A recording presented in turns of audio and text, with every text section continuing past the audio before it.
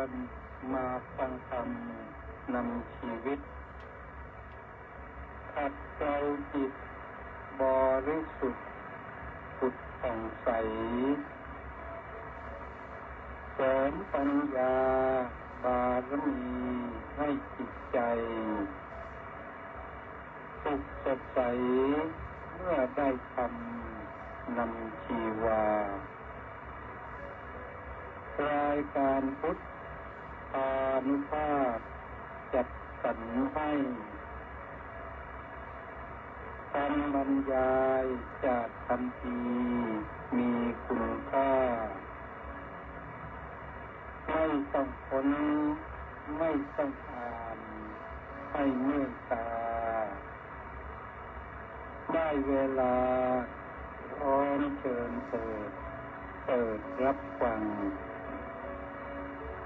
ฟังธรรมจบแล้วสงบจิตสักครู่สำรวจดูจิตของตนก่อนทุกครั้งจิตว่างแล้วจักหลับได้ทรงพลังสุขสมหวังท้วนทุกท่านนิรันดร์เทิน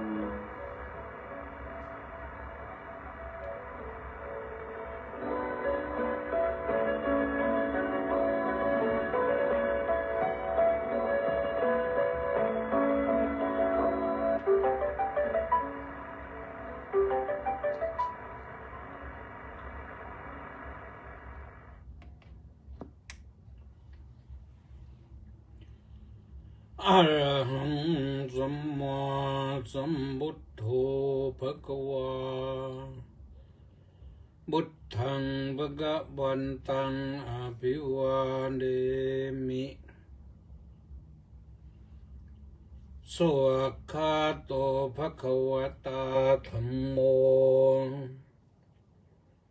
ธัมมังนัมมัสสามิสุปฏิปันโนภะคะวะโตสาวกสังโฆสังฆังนะมามิ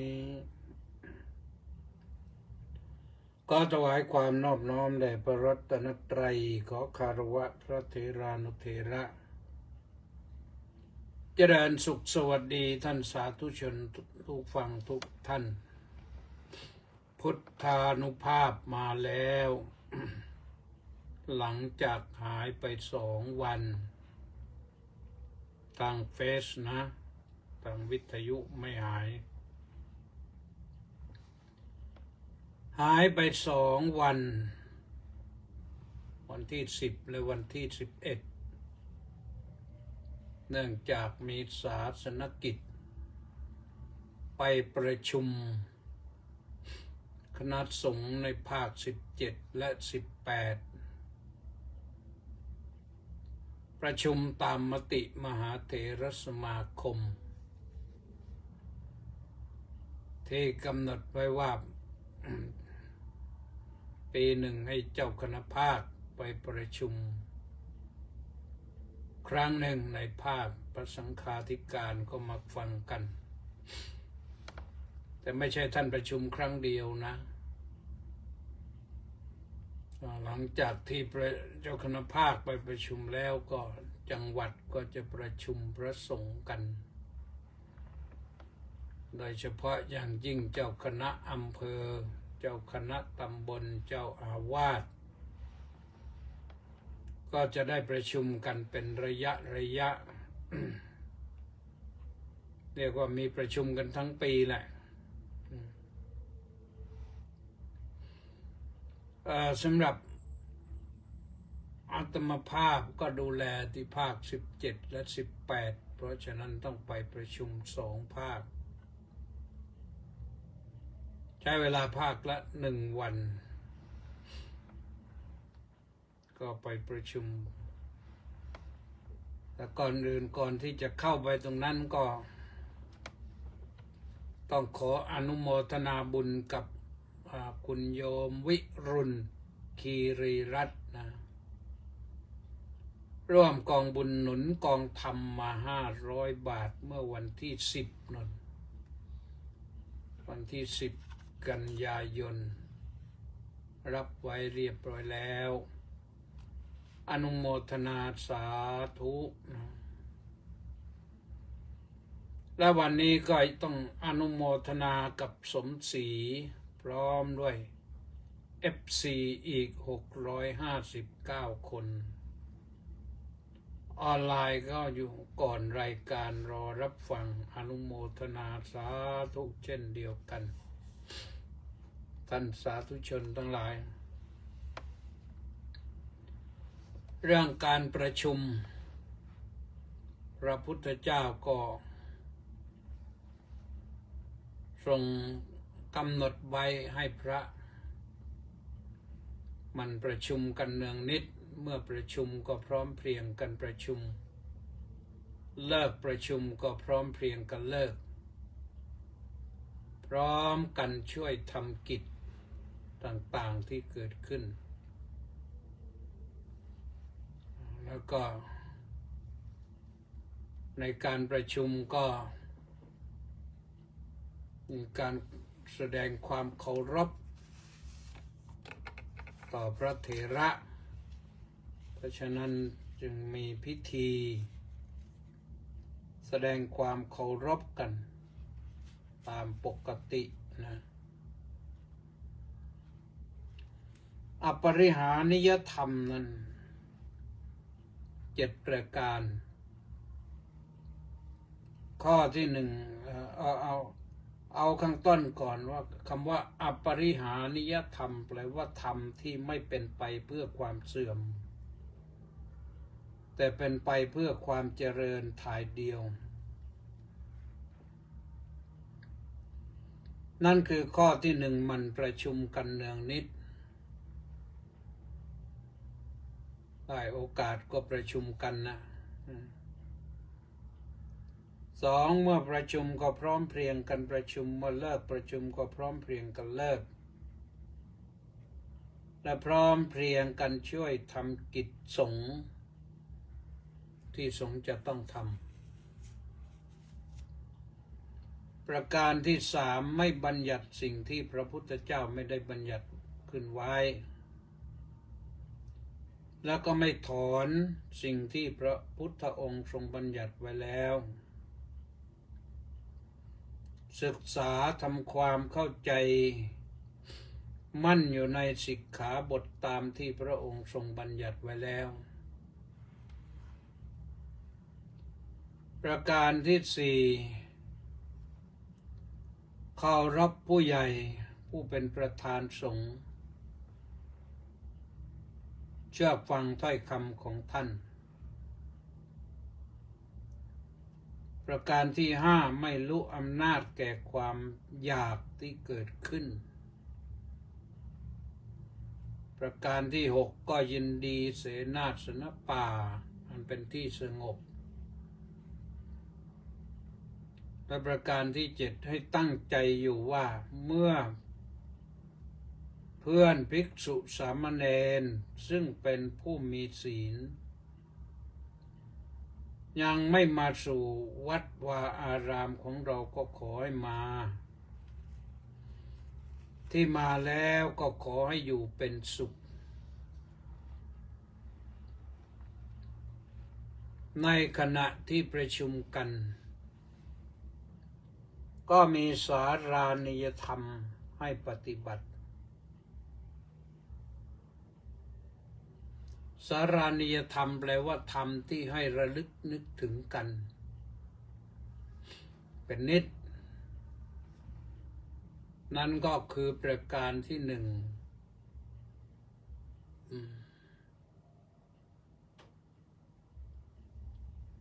ทำอะไรก็ทำด้วยจิตเมตตา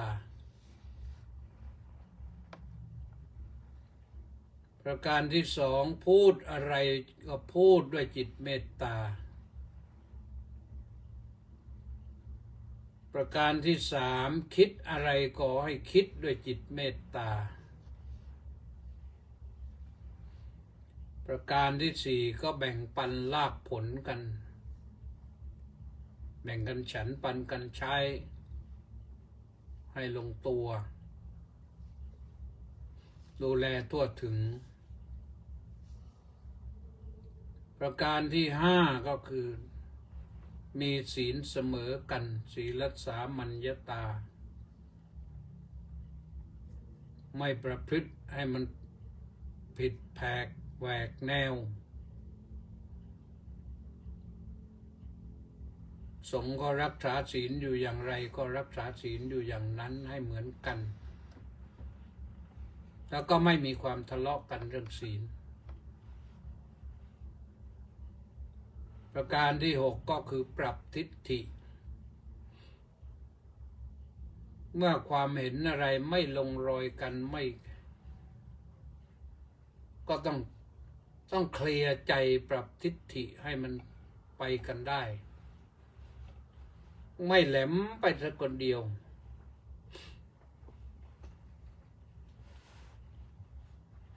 ถ้าอยู่เฉยๆไม่เป็นไรแต่ถ้าแสดงทิฏฐิที่แหลมไปคนเดียวเพื่อนไม่รู้อิโนอิเหนว่าเข้าไปนั่นนะอย่างนั้นไม่ถูกนะต้องปรับทิฏฐิให้เสมอเหมือนกันแต่นั่นแหละในที่ประชุมก็จะเป็นไปด้วยอาการอันสงบเรียบร้อย มีความเป็นหนึ่งเดียวกันใช้สองข้อนี้เป็นหนึ่งเดียวกันได้คณะสงฆ์ก็ตั้งดำรงมั่นอยู่ได้ไม่มีความแตกแยกกันมีความลงรอยกันดีทำอะไรก็ทำได้อย่างรวดเร็วพร้อมเพรียงกันดีอย่างไปประชุมเบื้องต้นก็ในฐานะที่ได้รับตำแหน่งเจ้าคณะภาคก็ถือว่าเป็นพระสังฆาธิการพระสังฆาธิการระดับเจ้าคณะภาคก็มีกฎมหาเถรสมาคมว่าให้ไปจัดประชุมพระในภาคเพื่อทำความเข้าใจกันอะไรที่ท่านคาอกคาใจอยู่ค้างคาใจอยู่ด้วยความที่อยู่ห่างกันก็ได้ไปทำความเข้าใจกันแต่ก็ไปทั้งสองภาคเนี่ยภาค17 18ก็ไม่มีปัญหาอะไรในภาค17ซึ่งประกอบไปด้วยจังหวัดโน่นเนี่ยตั้งแต่ระนองพังงาภูเก็ตกระบี่ตรัง5 จังหวัดมีเจ้าคณะจังหวัด2 รูปของธรรมยุทธ์นี่ก็คือเจ้าคณะจังหวัดพังงาท่านเจ้าคุณพระประสาทสารโสพลและท่านพระครูจารุธรรมพินิจพระครูประสาทสารโสพลนั้นอยู่วัดควรกะไหลจังหวัดพังงาท่านดูแลจังหวัดพังงาระนองเหตุที่ต้องดูแล2 จังหวัดเพราะว่าระนองนี่มีจังหวัดทางสายธรรมยุทธ์น้อยประมาณสัก7-8 วัดส่วนพังงาก็10 กว่าวัดก็ควบ2 จังหวัดเป็น1 เจ้าคณะจังหวัดส่วนภูเก็ตกระบี่ตรังก็มีเจ้าคณะจังหวัดท่านหนึ่ง คือพระครูจารุธรรมพินิจท่านอยู่วัดอารามรัตนารามก็อยู่ติดกับวัดหลังศาลหรือวัดเจริญสมณกิจนะพระสงฆ์สายธรรมยุทธทางฝั่งอันดามันนี่ส่วนมากก็จะเป็นศิษยานุศิษย์ของหลวงปู่เทศพระนิโรธรังสีคัมภีรปัญญาจารย์หลวงปู่เทศเทศรังสีท่านไปวางวัดไว้วางพระลูกศิษย์ไว้ก็อยู่ติดมาถึงปัจจุบันนี้จังหวัดภูเก็ตนี่ก็มีประมาณ10 วัดโดยมีวัด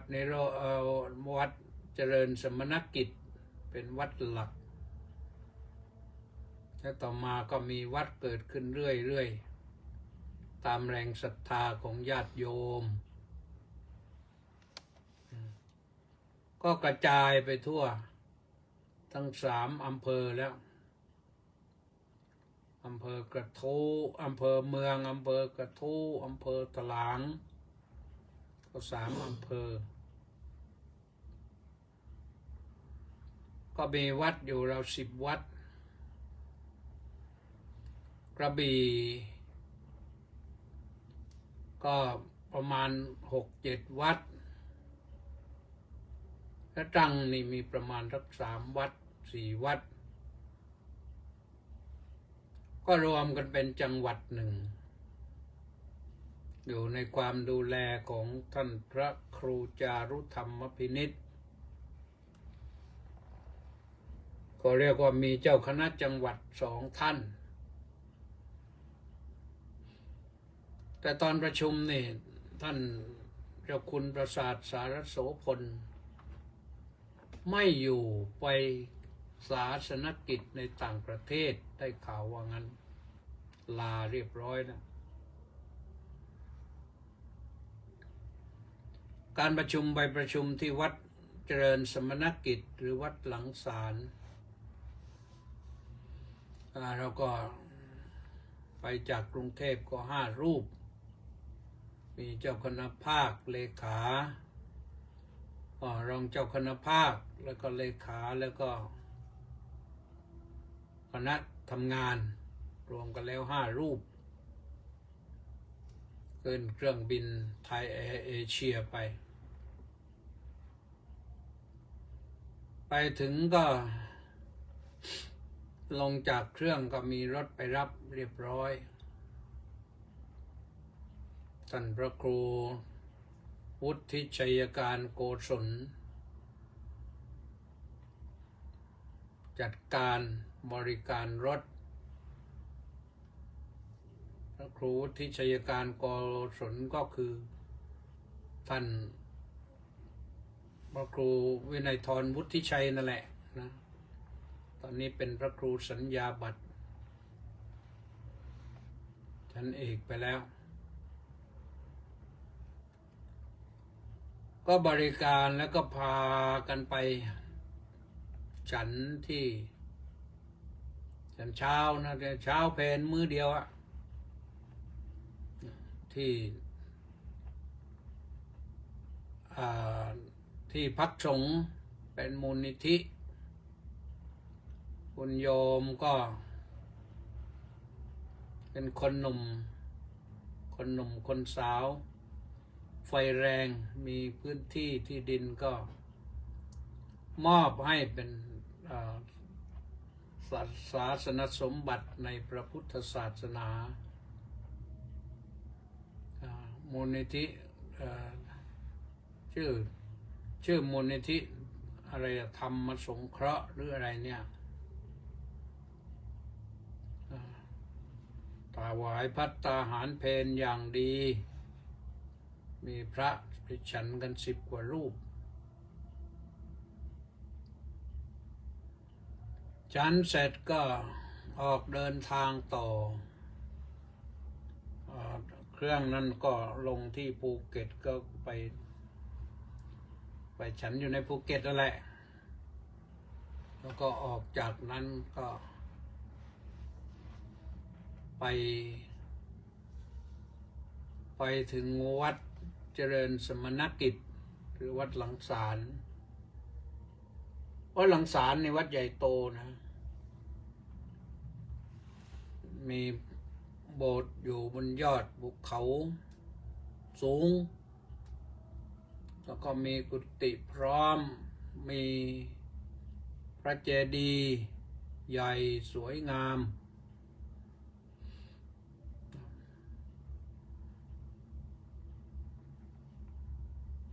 ก็มี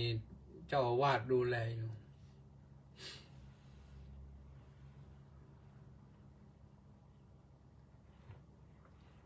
ก็พักผ่อนกันหน่อยหนึ่งเนื่องจากว่าฉันกันไปเสร็จแล้วที่นั่นเขาก็ฉันมื้อเดียวกันพอได้เวลาประมาณสักเที่ยงครึ่งก็เริ่มเข้าสู่วาระการประชุมเปิดประชุมเสร็จเรียบร้อยแล้วก็ถวายมุทิตาสักการะกันในตามธรรมเนียมของพระ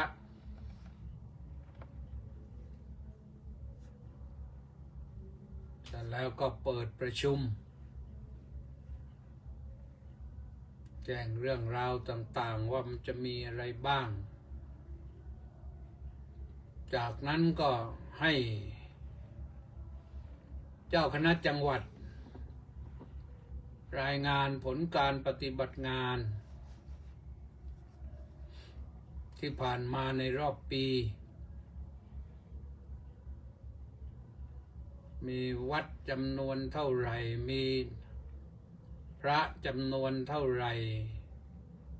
อยู่กันเป็นอย่างไรบ้างมีข้อขัดข้องอะไรบ้างก็ว่ากันไปแต่ละจังหวัดความเป็นอยู่สะดวกสบายหรือยากลำบากอย่างไรท่านก็รายงานมาแต่ละจังหวัดไปพร้อมด้วยเอกสารที่ว่าจังหวัดนี้มีวัดกี่วัดมีการปกครองมีกี่อำเภอมีกี่ตำบลมีวัดจำนวนเท่าไหร่มีพระภิกษุสามเณรจำนวนเท่าไหร่ก็ว่ากันไปอะไรที่ยังขาดตกบกพร่องอะไรที่สมบูรณ์ดีอยู่แล้วมีท่านก็รายงานมาทั้งสองจังหวัดก็ผู้แทนขึ้นไปกล่าวรายงานก็รายงานเสร็จก็มีทางเจ้าหน้าที่ซึ่งเจ้าหน้าที่ที่ไป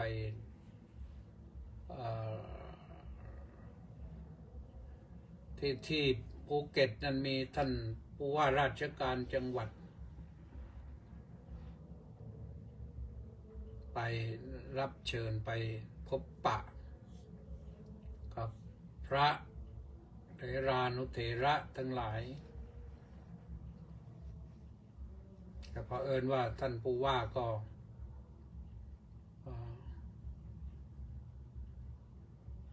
รู้สึกว่าจะเกษียณแล้วกันยานี้เกษียณแล้วแต่ท่านก็มีข้อคิดอะไรต่างๆฝากไว้ให้ท่านผู้ว่ารู้เหมือนว่าจะชื่อโสพลนะจำชื่อไม่ค่อยได้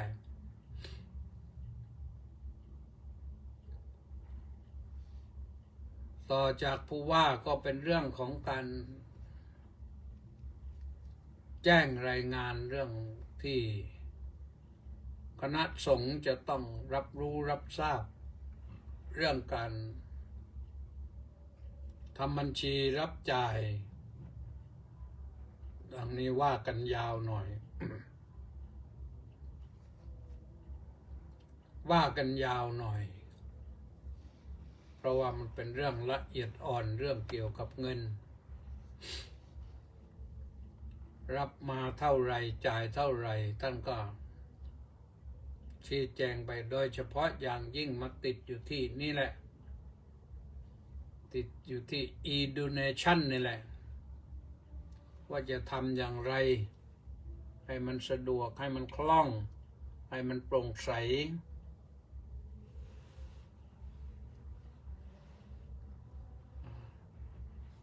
ก็มีเจ้าหน้าที่ขึ้นไปแนะนำการรายการทำบัญชีรายวันรายเดือนและสรุปรายปีให้มันง่ายๆจะทำอย่างไร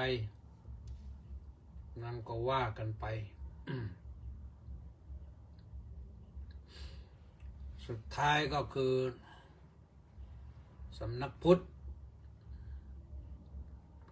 ทธศาสนาจังหวัดก็ขึ้นไปว่ากันไม่มากนะสำนักพุทธเนี่ยเพราะว่าเป็นผู้ที่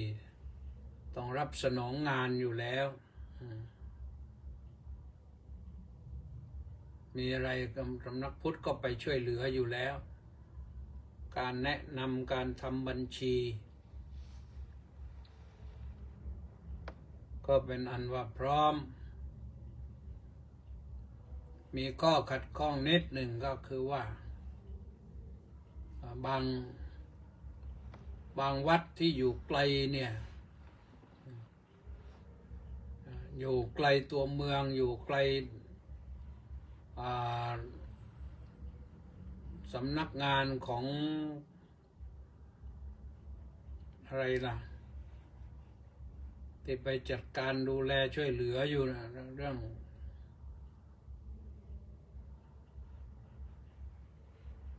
เขาไปจัดการช่วยเหลือดูแลเรื่องทำบัญชีเรื่องอะไรต่างๆเนี่ยมีตั้งข้อสังเกตในนิดหนึ่งว่าถ้าว่าวัดอยู่ใกล้ชายแดนจังหวัดนะแต่ว่าตัวจังหวัดนี่มันอยู่ไกลไปอยู่จะเอาเงินไปฝากจังหวัดหนึ่งได้ไหมอันนี้เป็นปัญหานะ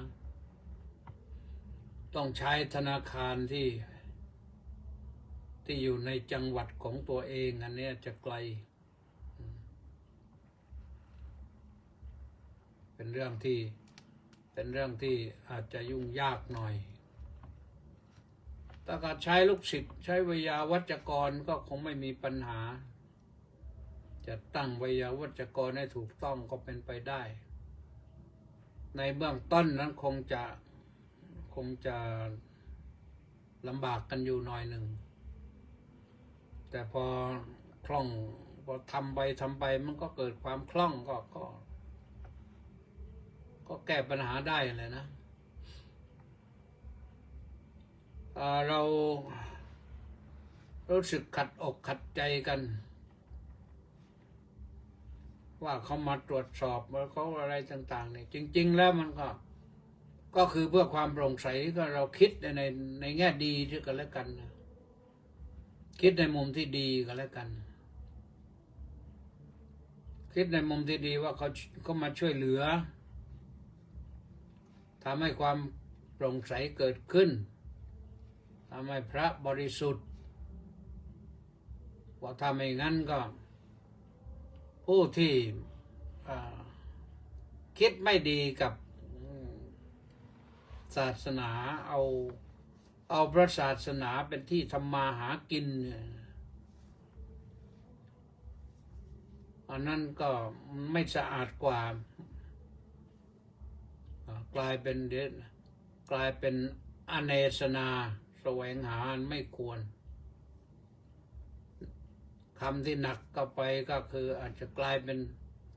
จากสัมมาอาชีพกลายเป็นมิจฉาชีพไปมันก็ยุ่งเหยิงนะ อาชีพของพระนี่ก็คืออาชีพบิณฑบาตนะไม่ใช่เรื่องอื่น ส่วนเรื่องจตุปัจจัยที่ว่ามันเป็นเรื่องที่เสริมขึ้นมาจำเป็นต้องมีวัดก็ต้องมีต้องใช้แต่ส่วนวัดก็ให้เป็นวัดส่วนบุคคลก็ให้เป็นส่วนบุคคลไปถ้าเขามาบริจาคให้วัดแล้วเอามาจ่ายเป็นส่วนต้นเนี่ยอันนั้นคือผิดมันมีปัญหาที่ปัญหาทั้งหลายเนี่ยก็มักจะเป็นเช่นนั้นนะเพราะนั้นการที่มีทางราชการเข้ามาช่วยก็เป็นสิ่งที่ถือว่าดีนะ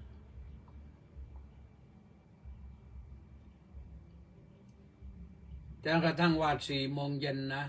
ที่วัดเจริญสมณกิจก็เสร็จเรียบร้อย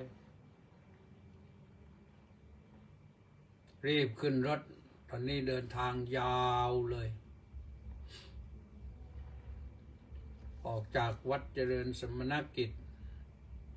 กว่าจะวิ่งออกจากภูเก็ตได้เนี่ย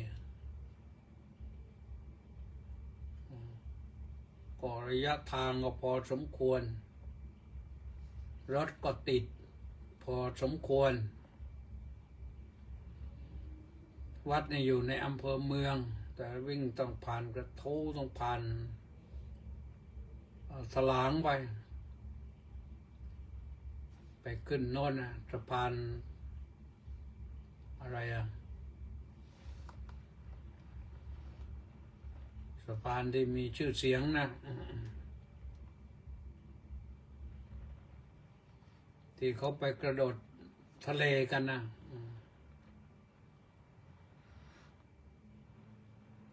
โยมเคยผ่านหรือเปล่าถ้าไปทางรถยนต์นี่เข้าภูเก็ตก็ต้องผ่านสะพานนี้ไม่ผ่านสะพานนี้ก็เข้าภูเก็ตไม่ได้ยกเว้นว่าไปเครื่องบินหรือไม่ก็ล่องเรือไปจากจังหวัดพังงาหรือจากจังหวัดกระบี่มาเข้าภูเก็ตได้หรือมาจากทะเลกว้างใหญ่อันดามันก็ไปสู่ภูเก็ตได้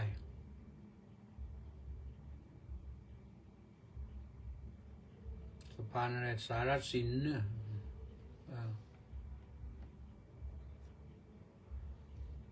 ก็เดี๋ยวนี้ก็ทำใหญ่โตแล้วเขาทำใหญ่โตแล้วออกจากนั้นก็เข้าพังงาเข้าโคกกลอยแล้วก็วิ่งยา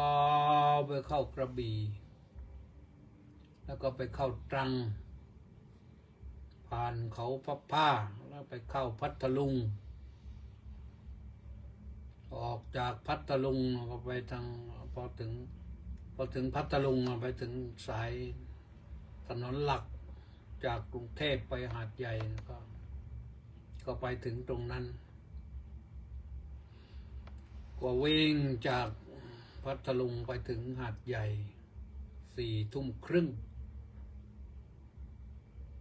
นั่งในขาแข็งเลยขามันไม่สะดวกอยู่แล้วไม่ปกติอยู่แล้วพอไปนั่งรถนานก็เรียกว่าขาแข็งเลยก็ไปที่นั่นก็ได้พักผ่อนก็จัดห้องไว้อย่างดีเลยติดแอร์ใหม่โดยเฉพาะเลยสำหรับพระธรรมกิติเมธีอนุโมทนาสาธุนะเจ้าอาวาสจัดการใหญ่โตเราถ้ามีงบไปอุดหนุนให้หมดเลยแต่นี่ว่ามันไม่มีก็เลยถวายอุดหนุนวัดไว้เล็กน้อย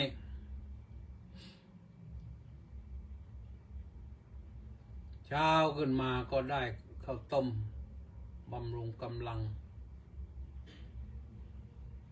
เสร็จจากข้าวต้มก็เข้าห้องประชุมเลยที่หาดใหญ่นี่ประชุมทั้งเช้าทั้งบ่ายนะประชุมที่วัดพุทธิการามซึ่งหาดใหญ่ก็ขึ้นกับจังหวัดสงขลานี่แหละ ก็มีพระครูวิจิตรศรีลาจารย์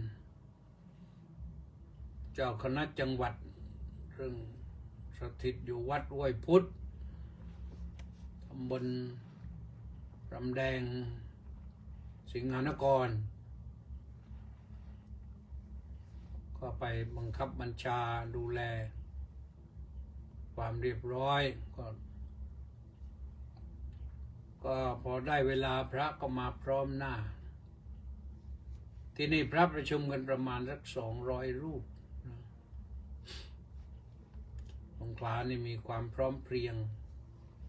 พระก็มากด้วยนะก็เลยว่ากันไป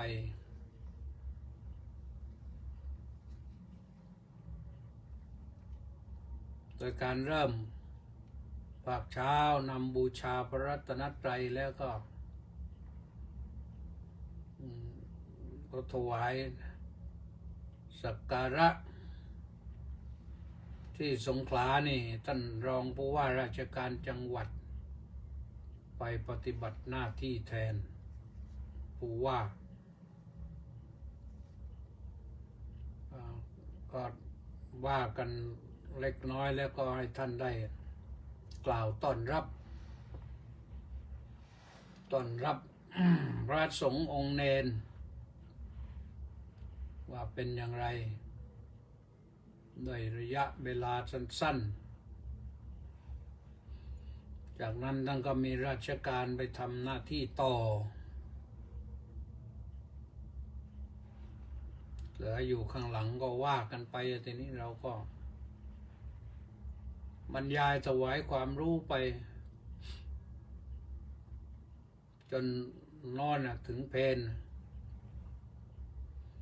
พอถึงภาคบ่ายก็เป็นหน้าที่ที่โยมจะเข้าชี้แจงในเรื่องเดิมแหละ Education แล้วก็เรื่อง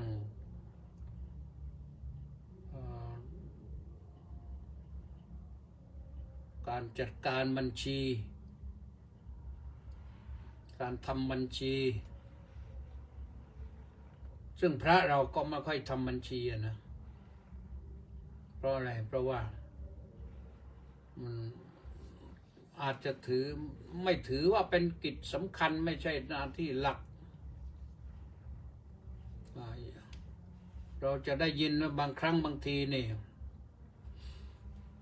หลวงพ่อหลวงปู่นะใครไปถวายก็วางไว้ตรงนั้นแหละใครไปถวายก็วางไว้นั่น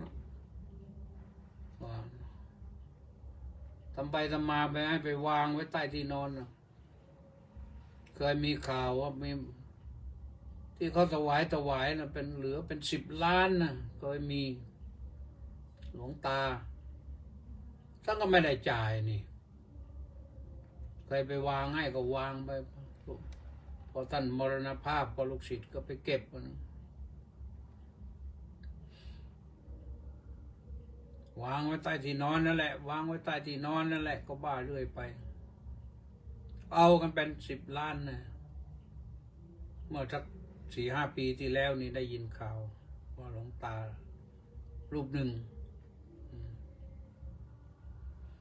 แต่ในปัจจุบันนี่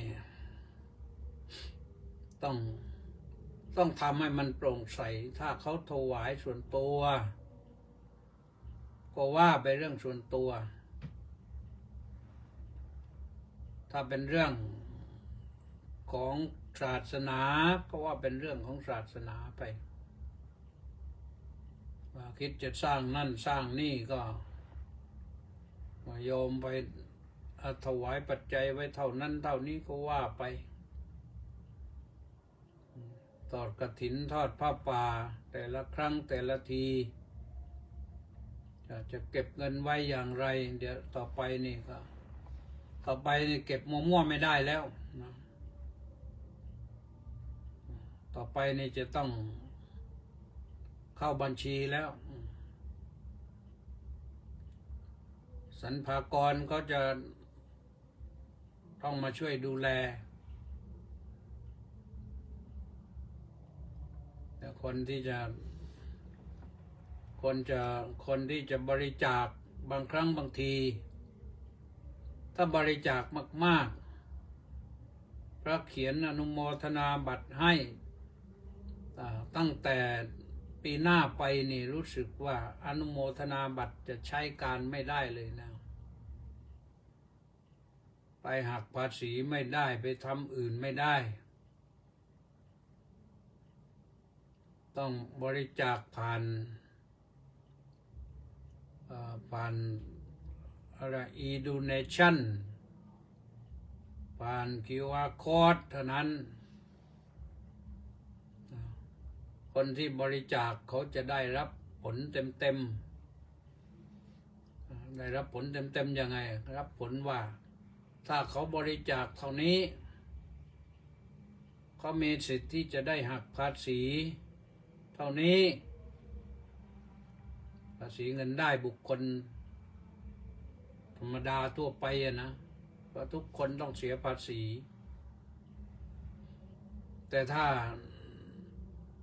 บริจาคอย่างนี้แล้วเขาไม่หักเงินต้นแล้วคนที่บริจาคก็จะได้สิทธิ์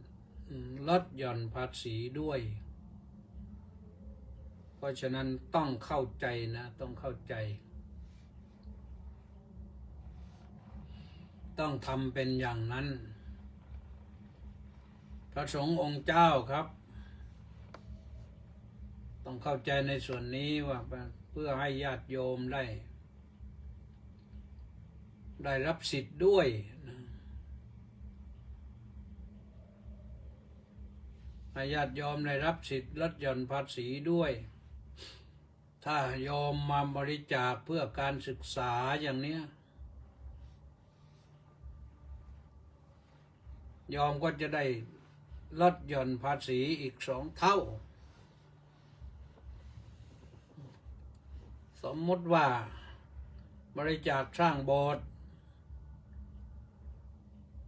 จะเป็นหมื่นเป็นแสนเป็นล้านเป็นกี่ล้านโยมก็ได้รับการลดหย่อนภาษีปกติก็1 เท่าแต่ถ้าโยมบริจาคให้เพื่ออุดหนุนการศึกษาของวัดของสำนักหรือแม้แต่โยมให้เป็นทุนการศึกษาแก่นักเรียนนักศึกษาเมื่อระบุไปอย่างนั้นก็จะได้สิทธิลดหย่อนภาษี2 เท่าเช่นสมมุติว่า 5,000 ต้องจ่ายภาษี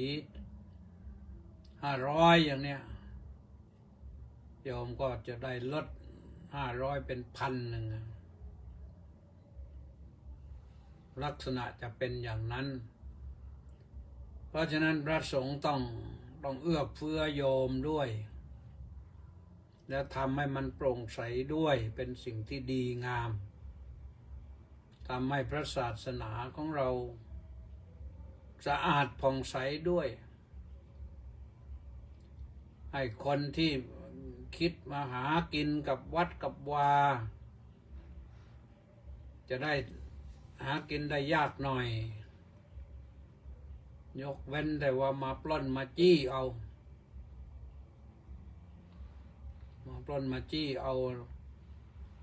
อันนั้นก็สุดวิสัยนะที่จะแก้ไข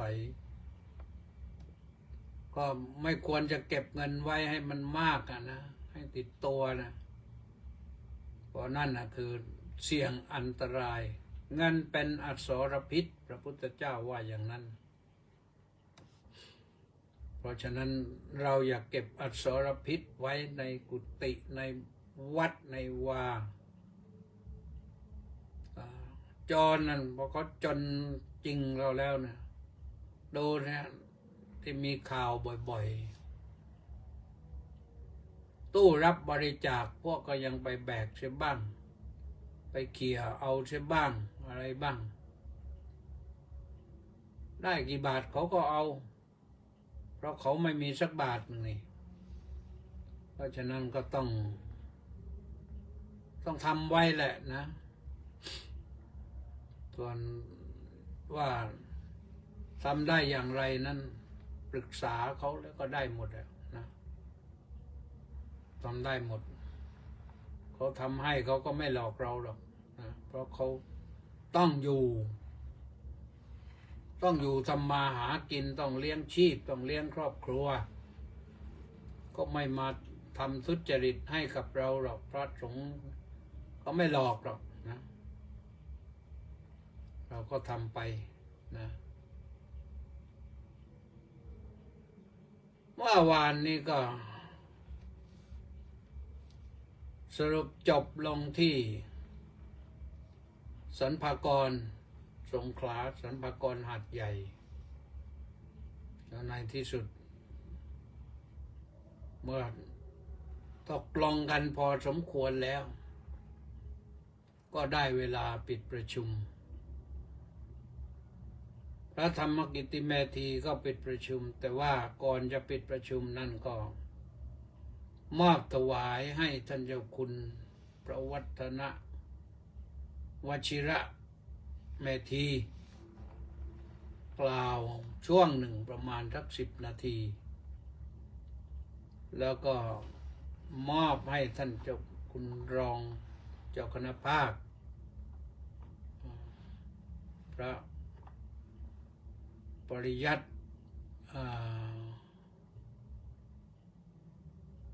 อะไรแล้วพระประราชวชิระเมธีพระราชสุทธิวชิระเมธีชัยยันวัดบูรณะสิริมาตยารามแล้วก็ได้จบลงมาก็พร้อมกันนะนั่งเครื่องบินกลับมาพร้อมกันแต่ว่าแยกกันที่ดอนเมืองท่านก็คงจะถึงวัดเรียบร้อยเราก็ถึงวัดเรียบร้อยได้อาบน้ำพักผ่อน20:30ประมาณ20:30โยมมาถึงแต่ว่าเหนื่อยเมื่อคืนไม่ได้ออกอากาศก็ขอฝากกันไว้เท่านี้นะในที่สุดนี้ก็ต้องขออนุโมทนาแหละที่ท่านทั้งหลายติดตามฟังวันนี้ไม่อยากจะเอาข้อธรรมะมาใส่จะมาเล่าหน้าที่ให้ฟังว่าไปทำอะไรมาบ้างก็เท่านี้นะท้ายรายการก็ต้องอ่านรายชื่อเหมือนเดิมนะผู้ที่เข้ามาติดตามสดับรับชมทางเฟซก็มีสมศรีลักษณะวิราชบอกว่าน้อมกราบนมัสการสาธุเจ้าค่ะธนสรคุ้มจอหอก็บอกว่าสาธุสาธุสุพรรณีวันดีก็สาธุสาธุมณีแสงจันทร์น้อมกราบนมัสการสาธุเจ้าค่ะสาธุว่าที่ร้อยตรีสำราญมีปลอดสาธุนะไม่มีวันนี้ไม่มีนมัสเตนะกิมอินบนแท่นกราบนมัสการเจ้าค่ะสาธุเจ้าค่ะสาธุสุนทราภรพระสุนทรวัดหัวเกาะรุ้งสาธุเล็กวังบุรพานุโกลแก้วสุขก็สาธุนะกราบสาธุครับว่างั้นสาธุได้สานครกราบนมัสการครับสาธุสาธุวิภารัตน์นวรัตน์กราบนมัสการสาธุเจ้าค่ะสาธุนายจริงใจกราบสาธุครับแชร์แล้วครับโอ้ยดีมากสาธุต้าสิทธิมงคลนมัสการสาธุครับสาธุ แม่ชีสมใจสาธุสาธุสาธุเจ้าค่าสาธุแชร์แล้วยังนี่แชร์แล้วยังนนก็แชร์แล้วนนช่วยกันแชร์ไปเยอะๆลีลาวดีดอกสร้อยน้อมกราบนมัสการด้วยความเคารพอย่างสูงเจ้าค่าสาธุโชคดีที่ปราจีนกราบสาธุสาธุสาธุครับพร้อมสาธุท่านพระครูสิริทองใสราชโคตรน้อมกราบนมัสการหลวงพ่อเจ้าคุณขอรับสาธุสาธุสาธุสาธุประสานเรืองดิษกราบสาธุครับสาธุป้าจ่ายจินดาโอ้ยไม่ได้ลืมป้าจ่ายเลยป้าจ่ายไปเลี้ยงเพนอยู่ออกไปเลี้ยงเช้านะวันนั้นน้อมกราบสาธุสาธุสาธุเจ้าค่าสาธุป้าจ่ายไม่ลืมไปเลี้ยงอิ่มหนำสำราญเจริญอยู่หนูสิงห์น้อมกราบนมัสการเจ้าค่าสาธุแน่น้อยสังเหลือกราบสาธุสาธุสาธุครับหลวงปู่สาธุเวรชาติเกตเหมือนสาธุกลับท่านเจ้าคุณครับสิกลับทำไมสาธุแปะนันทิการน้องกราบนมัสการสาธุสาธุสาธุเจ้าค่าสาธุวีรชาติเกตเหมือนสะพานสารสินครับท่านเจ้าคุณสาธุสาธุเลิกไม่ออกบางทีเลยสารสินต้าสิทธิมงคลก็บอกว่าสะพานสารสินครับสาธุสาธุบอกมาสองเลยแล้วก็มีใครอีกไหมก็มัคโคนาโมเมก็สาธุนะดูไปดูมาเวลาหมดพอดีอนุโมทนาขอบคุณทุกท่านที่ติดตามสำหรับรับชมรับฟังพบกันใหม่วันพรุ่งนี้สวัสดี